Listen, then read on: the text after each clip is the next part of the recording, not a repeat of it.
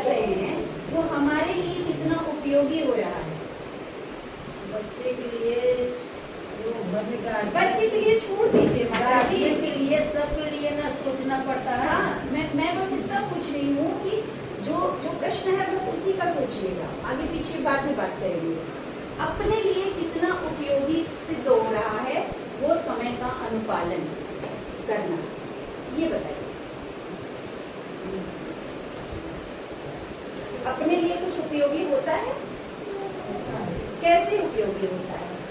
वही समय वही सब बीत जाता है और क्या, उसी में सब बीत जाता है। आप नाम बताएंगे कुछ कि ये अपने लिए किस तरह से उपयोगी होता है समय का अगर अच्छे से पालन करते हैं? हमें तो नहीं लगता कि मतलब हम अपने हिसाब से बता रहे हैं। अपने हिसाब से? काम मतलब इतना ज़्यादा स्कूल का काम रहता है, घर का काम रहता है, अपने लिए टाइम नहीं होता है अपने लिए कुछ कर सकते।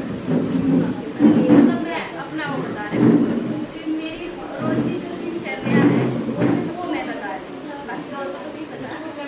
देखिए हमारी रोज की दिनचर्या में ही हमारी अपनी खुशी, हमारा अपने जो भी एक्सपेक्टेशंस है वो सारी चीजें जुड़ी रहती है। ऐसा नहीं है कि हम घर में नाश्ता बना रहे हैं तो उसमें हमारा कुछ नहीं होता, हम भी खाते हैं नाश्ता, है ना, हम भी टेस्ट का जो है वो करते हैं, है ना, स्वाद लेते हैं। हम खाना बनाते हैं तो कोई अगर कह दे कि खाना आज बहुत अच्छा बना है तो हमें खुशी मिलती है ना, तो वो क्या हमारे लिए उपयोगी नहीं है ना, उपयोगी। तो जो समय हम पालन कर रहे हैं वो हमारे लिए उपयोगी हो रहा है, तो क्या आसान नहीं होगा इसी तरह से उस बच्चे को एक बार बता पाना करके कि भाई हम ये कर रहे हैं, इस तरह से समय का पालन कर रहे हैं, तो ये हमारे लिए बहुत खुशी दे रहा है। ऐसा क्या हम बच्चे पे नहीं बता सकते, बच्चे को नहीं दे सकते वो संस्कार? हाँ बिल्कुल दे सकते हैं ना। तो जो भी हम कर रहे हैं उसमें हमारी खुशी, हमारे गम, हमारी अच्छाइयाँ, हमारी बुराइयाँ सब छुपी रहती हैं, ठीक है। इसी के आधार पे हम निश्चित करते हैं कि हमारे लिए ये उपयोगी रहा या अनुपयोगी रहा। उपयोगी है तो हमें शाम को सोने से पहले इतनी खुशी होगी कुछ कहने लायक नहीं। अगर अनुपयोगी गया कुछ भी, एक भी चीज अनुपयोगी गई तो हमें बहुत दुख होगा, हमें बड़ी टेंशन हो जाएगी, है ना। लेकिन क्या 100% की संभावना हमेशा रहती है? नहीं रहती। जब हमारे लिए 100% की संभावना नहीं है तो क्या किसी बच्चे में ये संभावना हो सकती है? नहीं हो सकती है। सब लोग एग्री करते हैं इस बात पे कि बच्चे के लिए भी 100% संभावना नहीं है। अगर बच्चा बहुत अच्छा कर रहा है तो बहुत अच्छा, लेकिन अगर नहीं भी कर पा रहा है, प्रयास कर रहा है, तो वो बहुत बड़ी बात है, ठीक है। क्योंकि हमारे लिए जब 100% की संभावना नहीं हो सकती तो बच्चे के लिए तो बिल्कुल नहीं हो सकती, है ना। जब हम मान लीजिए कि 25, 30, 35, 40 की उम्र में अगर नहीं सोच सकते 100% के बारे में, तो फिर बच्चे से 5 साल की उम्र में कैसे हम आशा रख सकते हैं 100% के बारे में? नहीं ना। इसीलिए कक्षा में अगर 10 विद्यार्थी होते हैं तो किसी के 40% नंबर आते हैं तो किसी के 90 भी आ जाते हैं, ठीक है। तो इससे अगर बच्चे का मूल्यांकन हम करने चलें तो क्या ये सही होगा? सारे लोग नहीं कह रहे, इसका मतलब कि कुछ लोगों की नजर में ये सही है। आप लोग खुल के डिस्कस कर सकते। आप आराम से बताइए, क्योंकि आप जो बताएंगे उसी के ऊपर मेरी बात होगी। कहिए 100% की संभावना जब हमारे लिए नहीं है तो बच्चे के लिए भी नहीं है ना। और किसी को 40% मिले और किसी को 90% मिले तो क्या ये दोनों में हमको दिक्कत होनी चाहिए? नहीं होनी चाहिए। प्रतिशत में दिक्कत नहीं होनी चाहिए, वो भी आगे आए, प्रयास करते रहना चाहिए। बच्चे को उत्साहित करते रहना है कि प्रयास करो, तुम आज इतना आ गया, बहुत अच्छा, अगली बार देखना तुम्हारा इससे बेहतर ही आएगा करके बताना है। तुम कर सकते हो, बेहतर ही आएगा करके उस पर प्रेशर नहीं डालना है, उसको बताना है कि तुम कर सकते हो बेहतर। देखिएगा 40% वाला भी 80% तक आराम से पहुंच जाएगा, कोई दिक्कत नहीं है। कि बच्चे को प्रयास करने में कोई दिक्कत नहीं होती अगर हम उस पर भार न डालें तो। ठीक है, अब भार क्या है इसके बारे में हम लोग चर्चा करेंगे बाद में। तो अब दूसरी बात हमारी ये है कि मोबाइल देखता है बच्चा, तो क्या मोबाइल बच्चा अपने से उठा करके देखना शुरू कर देता है या हम किसी काम के लिए उसे देते हैं? पेरेंट्स देते हैं मतलब अगर जो आजकल की जो मम्मियाँ होती है ना सोचती पहले काम करने, बच्चे तो छोटा है रो रहा है तो वो तो मतलब फोन थमा देंगी, ये देखता रहे मैं अपना काम करूँ। मतलब 100 में से 90% मम्मियाँ ऐसा करती हैं। काम के सिलसिले में बच्चों को मतलब दे देती है फोन, बच्चा देख रहा है अपना काम कर रही है। अक्सर बच्चे ऐसे बिगड़ जा रहे हैं। बस यही मुझे जानना था। तो बच्चों में मोबाइल की आदत कहाँ से पड़ रही है? माँ से मत बोलिए, घर वालों से बोलिए। माँ से मत बोलिए, वो तो माँ की मजबूरी ज्यादा होती है इस वजह से ऐसा करती है। लेकिन पापा भी क्या शाम को आने के बाद समय देते हैं बच्चों को? नहीं, वो भी अपना मोबाइल और टीवी देखते रहेंगे तो बच्चों में क्या आदत पड़ेगी? वही आदत पड़ेगी ना कि यही सही है शायद। और कई बार ऐसा होता है ना कि हमारे जो बच्चे हैं वो हमको आइडियल आदर्श मान के चलते हैं, और अगर हमको आदर्श मान के चलते हैं तो हम जो काम करते हैं वो उनके लिए सही होता है, भले ही हम खुद में गलत हों या अपने समय के हिसाब से कर रहे हों तो वो सही हो, लेकिन उस बच्चे में वो गलत आदत पड़ने की संभावना बढ़ जाती है अगर हमारे अंदर वो आदत है तो।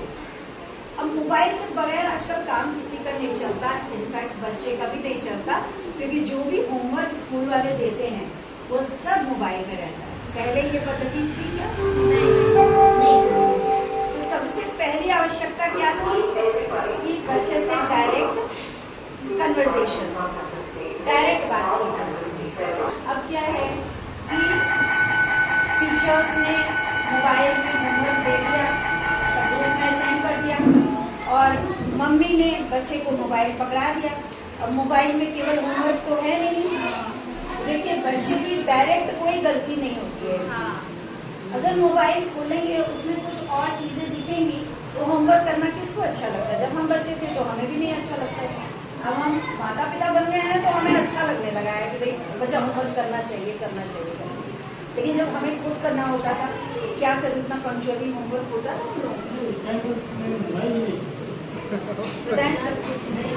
उतना पंक्चुअल ढंग से हम लोग होमवर्क करते थे क्या? कभी कभी छोड़ देते थे, कभी करते थे, कभी आधा करते थे, कभी पूरा करते थे। पूरा करके भी कभी राइटिंग अच्छी नहीं रहती थी और कभी जो है अच्छी राइटिंग नहीं रहती। तो कभी किसी तरह का रुझान होता है बच्चों का, कभी किसी तरह का रुझान होता है।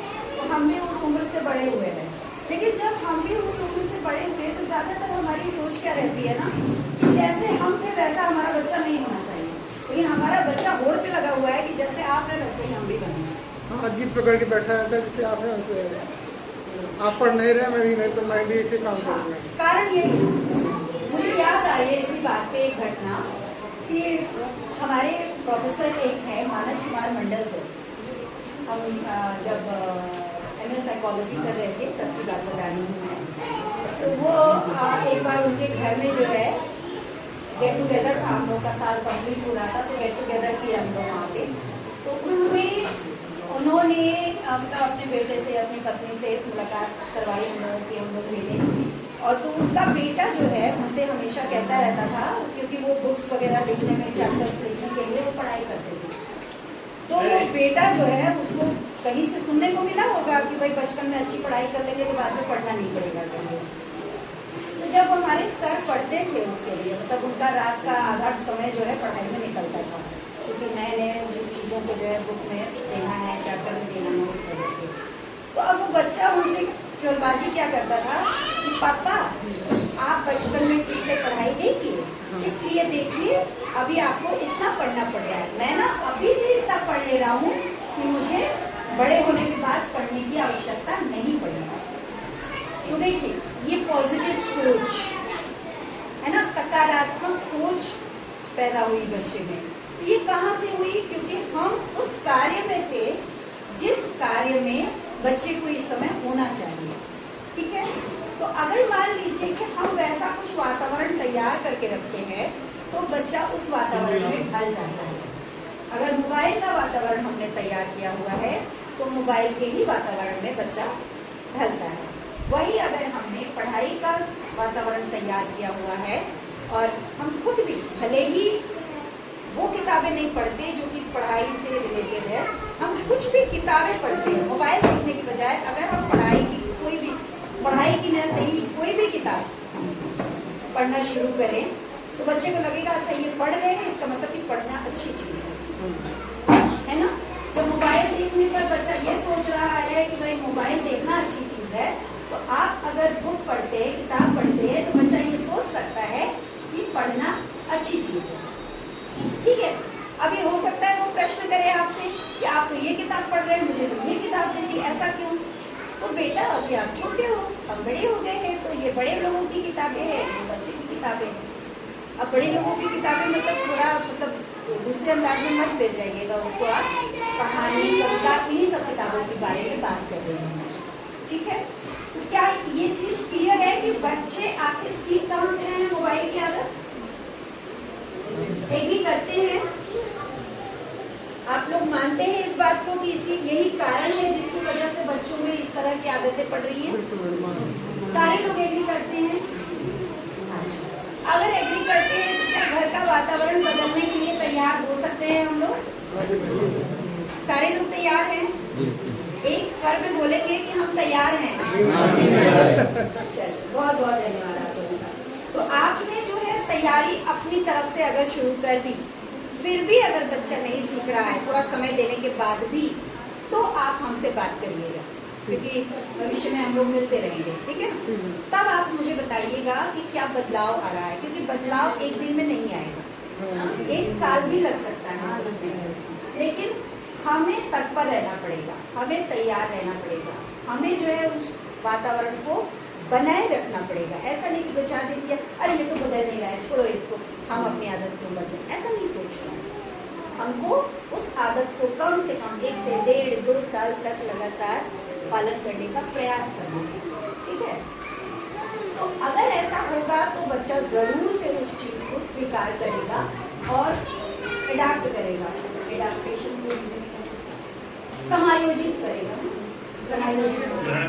ग्रहण करेगा। ठीक है, तो कहीं ना कहीं से ये आवश्यक है कि हम उसके लिए वातावरण